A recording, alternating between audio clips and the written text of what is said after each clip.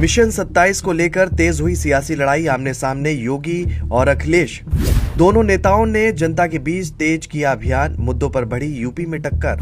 2027 से पहले दोनों सियासी दलों ने झोंकी पूरी ताकत, किस पर आएगी आफत। योगी के 5 बड़े बयान बनाम अखिलेश के 5 बड़े हमले, कौन बना रहा माहौल।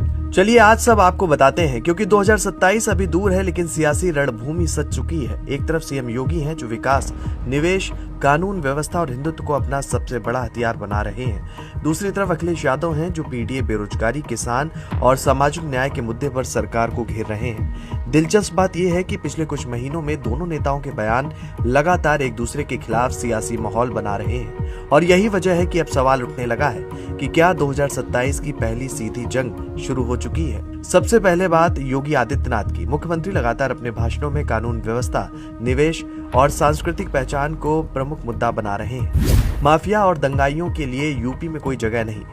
यूपी देश की ग्रोथ इंजन अर्थव्यवस्था बनेगा।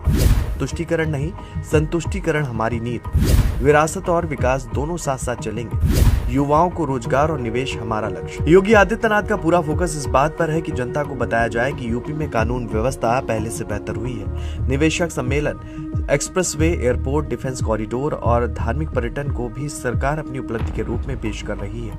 इसके साथ ही हिंदुत्व और सांस्कृतिक मुद्दे भी लगातार भाषणों का हिस्सा बने हुए हैं। अब बात अखिलेश यादव की। सपा प्रमुख लगातार पीडीए को सबसे बड़ा चुनावी हथियार बता रहे हैं और सरकार को रोजगार, महंगाई और सामाजिक न्याय के मुद्दों पर घेर रहे हैं। पीडीए ही 2027 में सत्ता का रास्ता बनाएगा।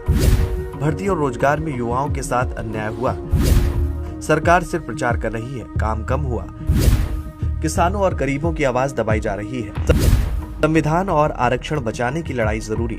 अखिलेश यादव की रणनीति साफ दिखाई देती है। वो पिछड़ा, दलित और अल्पसंख्यक वोटरों को एक मंच पर लाने की कोशिश कर रहे हैं। इसके साथ ही युवाओं के बीच भर्ती परीक्षाओं, रोजगार और महंगाई के मुद्दे को लगातार उठा रहे हैं। सपा का मानना है कि अगर सामाजिक समीकरण मजबूत हुआ तो 2027 में सत्ता का रास्ता खुल सकता है। यानी दोनों दलों के मुद्दे पूरी तरह अलग नजर आते हैं। बीजेपी विकास और हिंदुत्व की बात कर रही है और सपा सामाजिक न्याय और पीडीए की।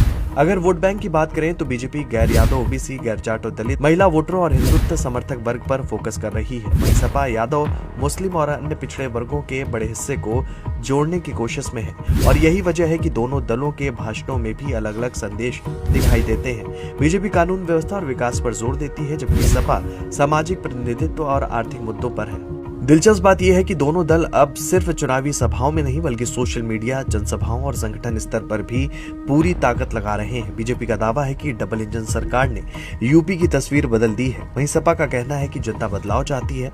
दोनों पक्ष अपने अपने समर्थकों को सक्रिय करने में जुटे हैं और यही वजह है कि हर बड़े मुद्दे पर योगी और अखिलेश के बयान सीधे टकराते हुए नजर आते हैं।